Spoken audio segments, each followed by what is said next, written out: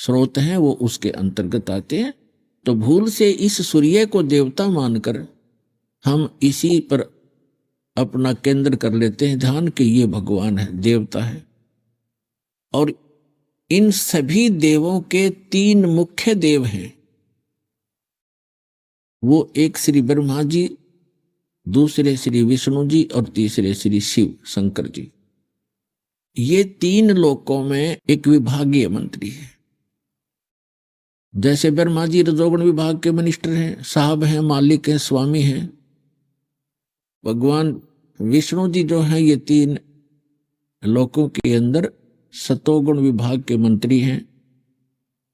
और भगवान शंकर तमोगुण विभाग के साहब हैं, राम हैं, मालिक हैं, देव हैं, स्वामी हैं। एक ब्रह्मांड के अंदर 14 लोक हैं, 88,000 खेड़े अलग से बने हुए हैं, शपथपुरी हैं, ब्रह्मलोक, ऊपर एक गुप्त लोक है, ब्रह्मलोक के ऊपर एक और लोक है।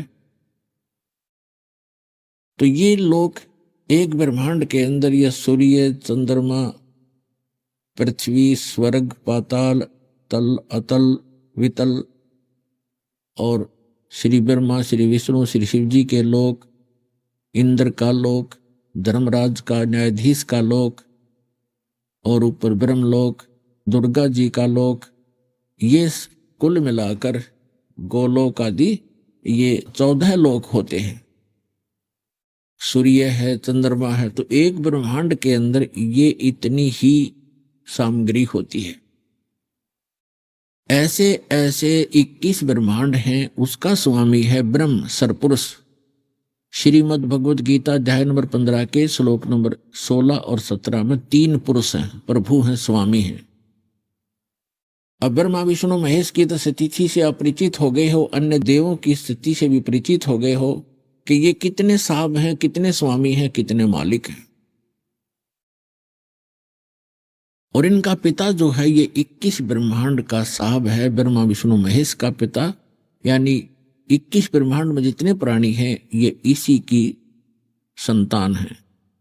देवता इसी से उत्पन्न हुए, आगे इन देवों से देव हुए, उन आगे संतान हुई। ऐसे तो एक ब्रह्मांड में आपको व्यवस्था बता दी और 21 ब्रह्मांड हैं इस सरपुरुष के।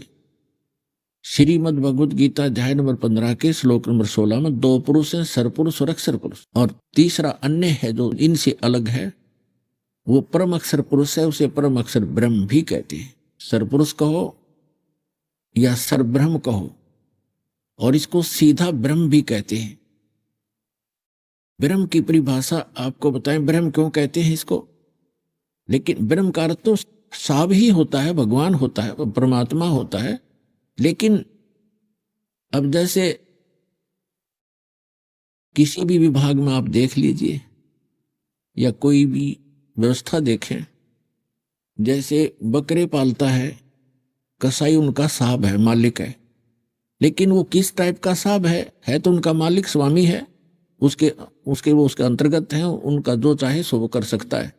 लेकिन वो साहब होती हुई भी उसका नेचर कैसा है, उसकी ड्यूटी कैसी है, उसका कर्तव्य क्या है, ये प्रत्येक साहब के कर्तव्य में अंतर है। इसी प्रकार समझो कि ये जो काल है ये उस कसाई जैसा साहब है, और इसके 21 ब्रह्मांड हैं जिसमें हम सबको रोक रखा है। इसका कर्तव्य कैसा है, फिर भी ये साहब है। और ब्रह्मा विष्णु महेश इस ब्रह्म के सरपुरुष के ये 3 मुख्य शक्तियां हैं इसकी, जो इसकी यहां व्यवस्था बनाए रखते हैं। जैसे कसाई ने बकरे पाल रखे हों, बकरे बकरियां, उनमें 3 नौकर छोड़ रखे हों। एक उनको बाहर से लाता है मोल और वहां छोड़ देता है, दूसरा उनको चरा कर लाता है, सारा दिन उनकी देखभाल करता है, और तीसरा शाम को जितने चाहिए कसाई को निकाल ले जाता है। ऐसी ड्यूटी दे रखी है ब्रह्मा विष्णु महेश को इस काल भगवान ने, क्योंकि इसको श्राप लगा हुआ, इसने गलती कर रखी है। 1 लाख मानव शरीरधारी प्राणियों के ये शरीर से निकले हुए गंध को नित आहार करता है। ऐसे ही ये जैसे ब्रह्मा जी से प्रेरित होकर किसी भी प्राणी इसके रजोगुण प्रभाव से संतानों उत्पत्ति करते हैं, श्री विष्णु जी सतिथि बनाए रखते हैं और शंकर जी हमें मारकर इस काल कसाई के पास भेज देते हैं। ये व्यवस्था यहाँ की है। और फिर भी ये स्वामी है, साहब है, ब्रह्म है, मालिक कहलाता है। अब जैसे एसपी ऑफिस में जो भी स्टाफ काम करता है तो उनके लिए वो बार बार ये नहीं कहते कि एसपी साहब ने ऐसे बोला है। उसके जो हेड क्लर्क, अन्य जितने भी क्लर्क या कोई और जो कर्मचारी होते हैं एक दूसरे से कहते हैं कि साहब ने ऐसे बोला है। उनके लिए अंडरस्टूड है साहब मतलब एसपी साहब, वो बार बार एसपी साहब नहीं कहते।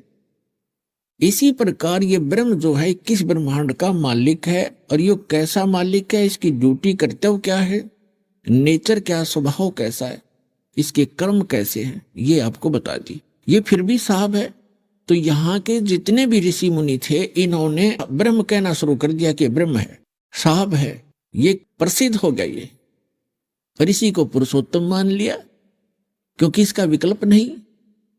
इसको पुरुषोत्तम कैसे माना, जैसे श्रीमद् भगवद गीता अध्याय नंबर 15 के श्लोक 16, 17 और 18 में ये निर्णायक ज्ञान दिया है कि 3 पुरुष हैं। एक सरपुरुष है जो गीता ज्ञान देता है, ये 21 ब्रह्मांड का स्वामी है, इसको सर ब्रह्म भी कहते हैं। और ये ब्रह्म प्रसिद्ध हो गया, इसलिए हो गया कि इसके अंतर्गत जितने भी ऋषि महर्षि देव हुए हैं ये इनका साहब है। इसलिए सीधा कहते हैं ब्रह्म एक पावर है, वो निराकार है, वो कभी दिखाई नहीं देता। इसने प्रतिज्ञा कर रखी है कि मैं कभी किसी के सामने नहीं आऊंगा, किसी भी साधना से मुझे मेरा दर्शन नहीं हो सकता, ऐसी इसने प्रतिज्ञा कर रखी है। और गीता अध्याय नंबर 7 के श्लोक नंबर 24 और 25 में स्वयं भी स्वीकार करता है, श्री कृष्ण जी में प्रवेश करके बोल रहा है कि अर्जुन मैं कृष्ण नहीं हूं।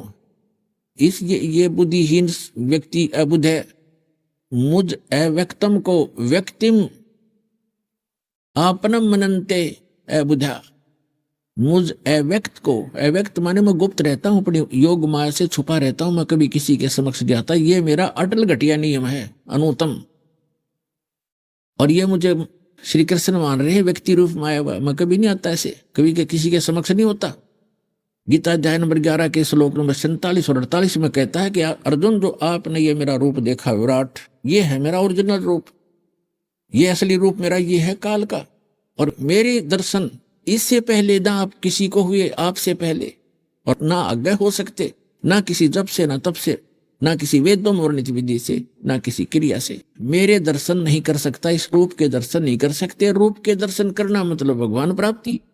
तो वेदों में वर्णित विधि से परमात्मा प्राप्त